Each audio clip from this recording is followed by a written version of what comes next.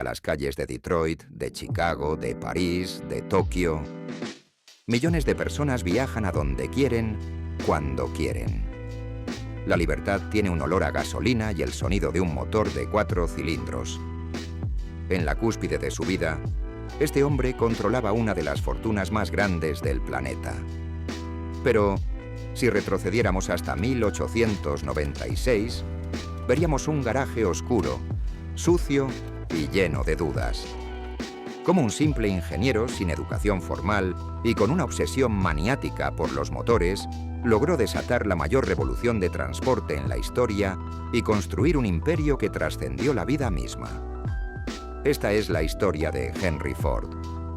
Para entender la obsesión de Henry Ford, debemos retroceder a la época del caballo y la carreta, a las granjas de Michigan. El mundo era lento, segmentado y el transporte, un lujo. La innovación era un susurro en los talleres, no un rugido industrial.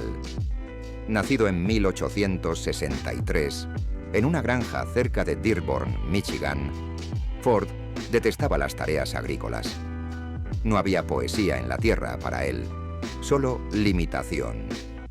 Encontró su verdad en los engranajes, los relojes y, sobre todo, en la potencia indomable del vapor, y más tarde, de la electricidad. Su mente era un crisol de ideas mecánicas, un refugio de la tediosa rutina rural que quería dejar atrás a toda costa. A la edad de tan solo 16 años, en 1879, se marchó de la granja y se dirigió a Detroit. La granja Ford era un lugar de trabajo duro y monotonía. El joven Henry, sin embargo, solo veía el motor de una máquina de vapor y el mecanismo de un reloj. Mientras su padre soñaba con cosechas abundantes, él soñaba con la velocidad y la autonomía. A los 16 años, el destino del campo era insoportable.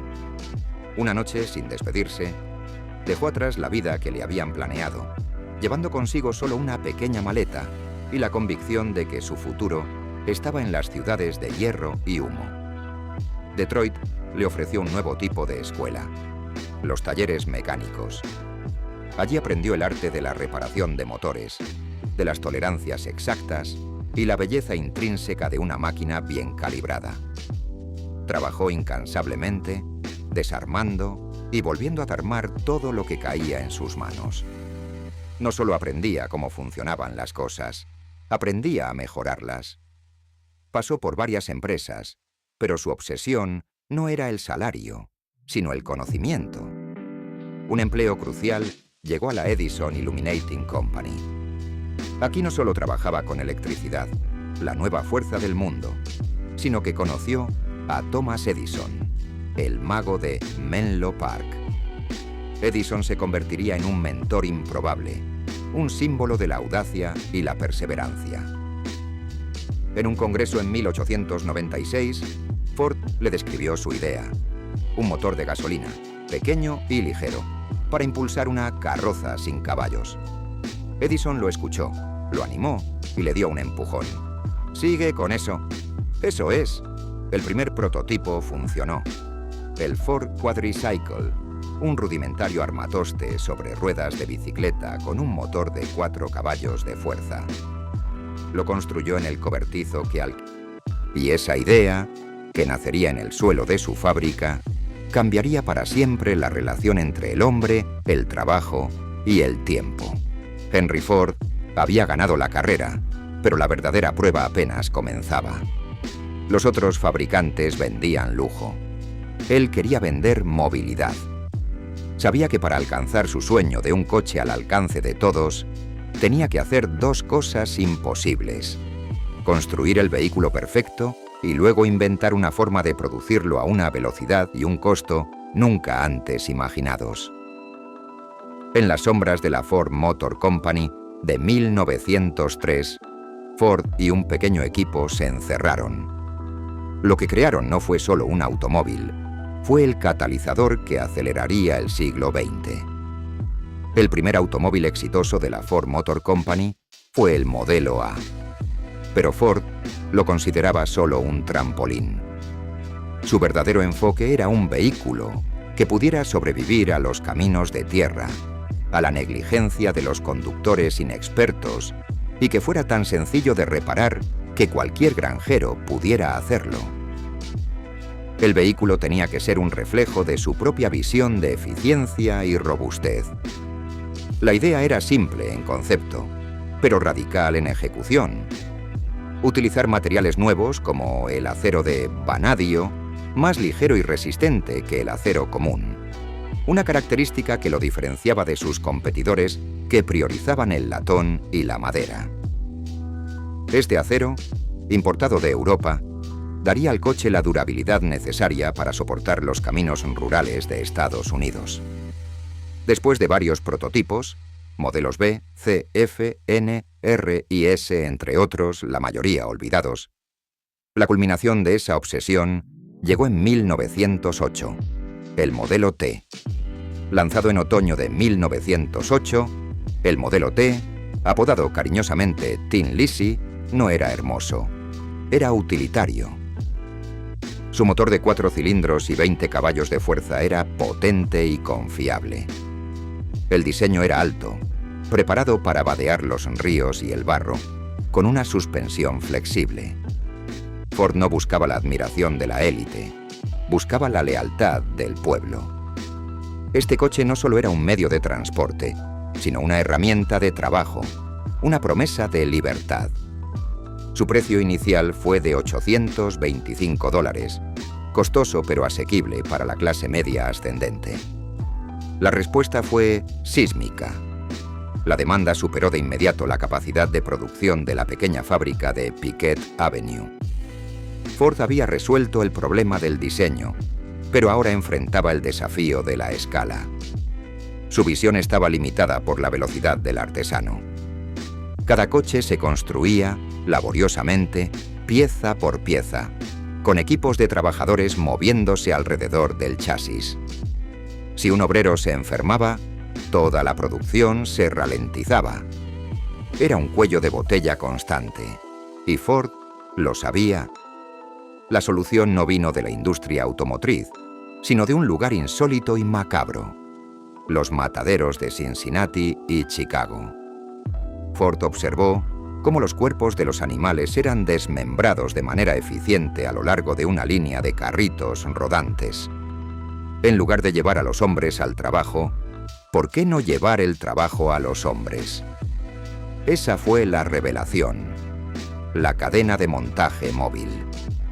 Una línea transportadora que acercaría las piezas al trabajador, y no al revés. Para implementar su idea, Ford necesitaba una fábrica construida alrededor de la eficiencia. En 1910, inauguró la planta de Highland Park, un templo de producción masiva diseñado por el arquitecto Albert Kahn. Esta fábrica era el campo de pruebas de su experimento radical. Ford comenzó a probar la cadena de montaje con componentes individuales: volantes, transmisiones.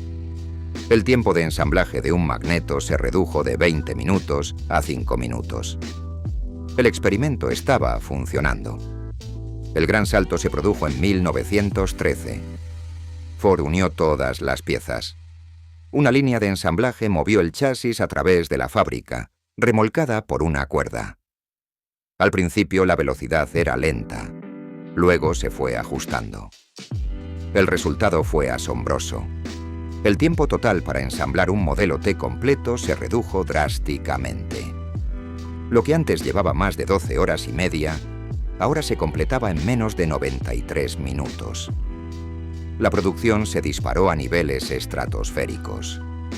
Pero la eficiencia tuvo un costo humano. El trabajo en la cadena de montaje era monótono, implacable y agotador. Los trabajadores ya no eran artesanos, eran extensiones de la máquina, repitiendo una tarea simple cientos de veces por hora. La rotación de personal se disparó, alcanzando cifras catastróficas. En el año 1913, Ford tuvo que contratar a más de 50.000 trabajadores solo para mantener 10.000 puestos fijos. La velocidad de la producción amenazaba con devorar su fuerza laboral. Henry Ford en lugar de ralentizar la línea, tomó la decisión empresarial más audaz y polémica de la década.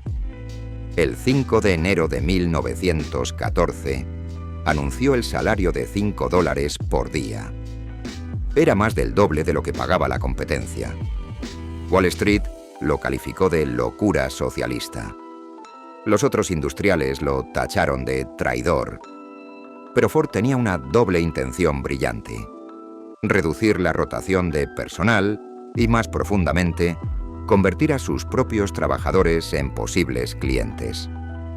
El efecto fue inmediato y brutal. Al día siguiente, miles de hombres hicieron cola bajo el frío de Detroit, esperando un puesto de trabajo en Ford, un trabajo que les permitía, por primera vez, soñar con poseer el mismo coche que estaban construyendo.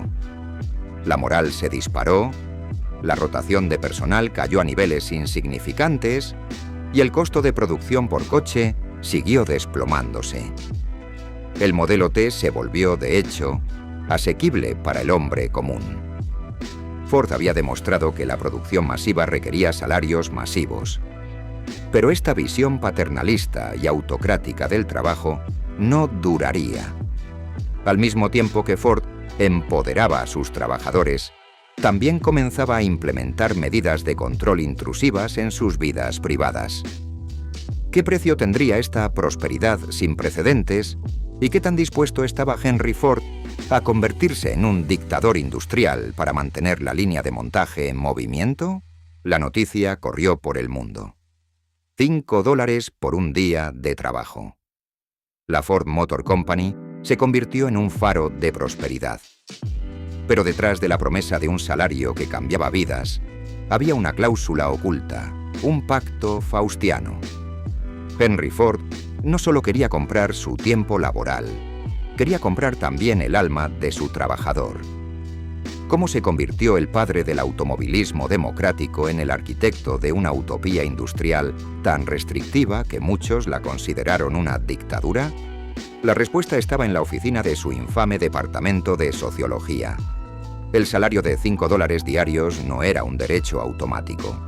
Ford lo concibió como un incentivo para la estabilidad, la lealtad y, curiosamente, la moralidad del trabajador. Para calificar, los empleados tenían que cumplir los estándares de un nuevo organismo corporativo. Este fue el nacimiento de la ingeniería social de Ford. Dale like y suscríbete para el siguiente capítulo de El sucesor del gran Henry Ford.